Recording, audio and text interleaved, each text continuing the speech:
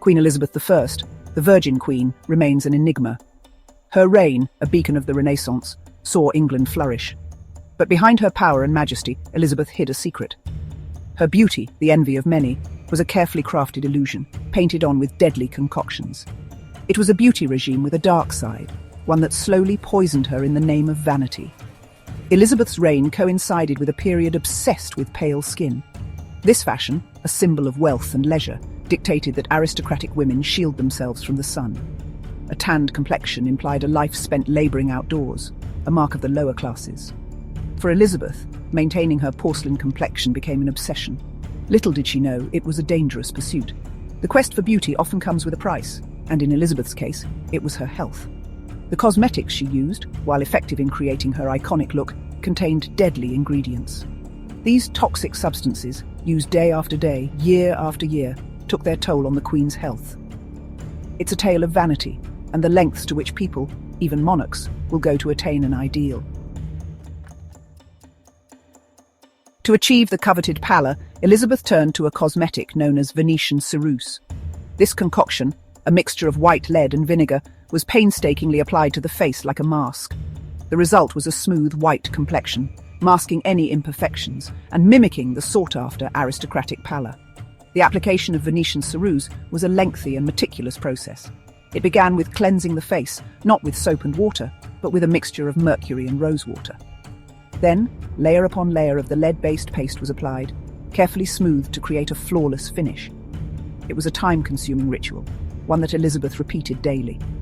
However, beneath the surface of this artificial beauty lurked a sinister danger. Lead, a potent neurotoxin, slowly seeped into Elizabeth's skin. With each application, the poison accumulated in her body, wreaking havoc on her health. Lead poisoning manifests in a myriad of ways, from hair loss and digestive problems to, in severe cases, seizures and death. Elizabeth's pursuit of beauty was slowly poisoning her. Elizabeth's makeup routine didn't stop with a pale face. Her lips, painted a vibrant scarlet, were another crucial element of her iconic look.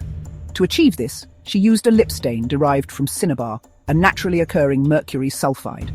The result was a bold, long-lasting red, a stark contrast to her white face and a symbol of power and allure. Cinnabar, while effective as a pigment, carried its own set of dangers. Mercury, another potent toxin, wreaked havoc on Elizabeth's body. It attacked the nervous system, leading to tremors, mood swings, and cognitive decline. But the most telling symptom was the deterioration of the lips themselves. The mercury in the lip stain caused the lips to darken and recede, creating a rather grotesque effect. To combat this, Elizabeth applied even more of the toxic stain, trapping herself in a vicious cycle.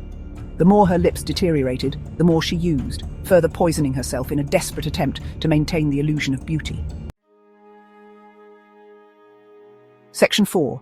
The ravages of time and disease. Time, an unforgiving sculptor, did not spare Elizabeth.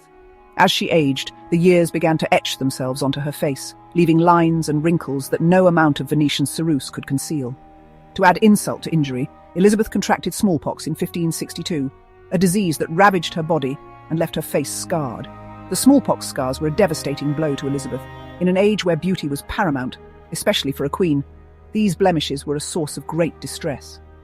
Elizabeth became even more reliant on her toxic cosmetics, plastering on thicker layers in a futile attempt to mask the passage of time and the ravages of disease.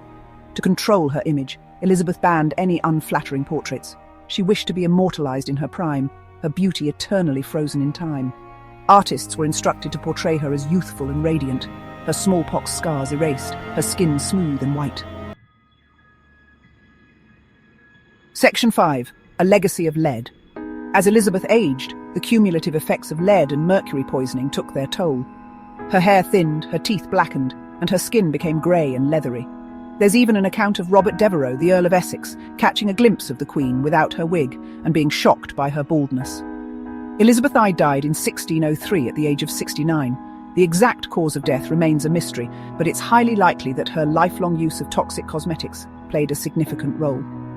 Some historians even speculate that the lead in her makeup may have contributed to her infertility. Elizabeth's story serves as a cautionary tale about the dangers of societal beauty standards and the seductive nature of vanity. It reminds us that true beauty is not skin deep, and that the pursuit of an unattainable ideal can have deadly consequences.